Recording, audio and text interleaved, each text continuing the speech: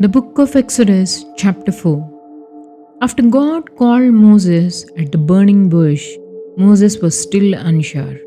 He asked, "What if people don't believe me or listen to me?" So God gave him signs. First, God told him to throw his shepherd's staff on the ground. It turned into a snake. Moses jumped back, but God said, "Grab it by the tail." When Moses did, it turned back into a staff. Second, God told him to put his hand inside his cloak. When he pulled it out, it was white with disease. God said, "Put it back in." Moses did, and his hand was healed. Third, God said, if the people still don't believe, Moses could pour water from the Nile on the ground and it would turn into blood. But Moses still hesitated.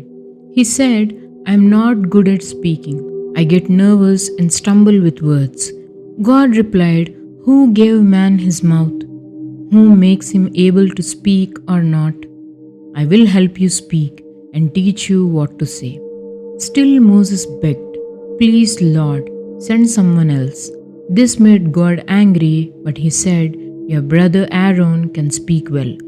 I will help both of you.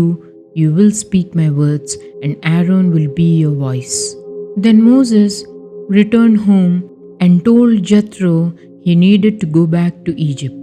Jethro gave his blessings. God also reassured Moses that the men who had wanted to kill him were dead.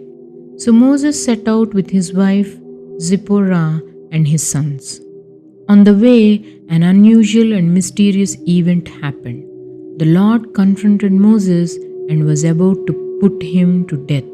But Zipporah quickly circumcised their son and touched Moses' feet with the flint knife, saying, "You are a bridegroom of blood to me."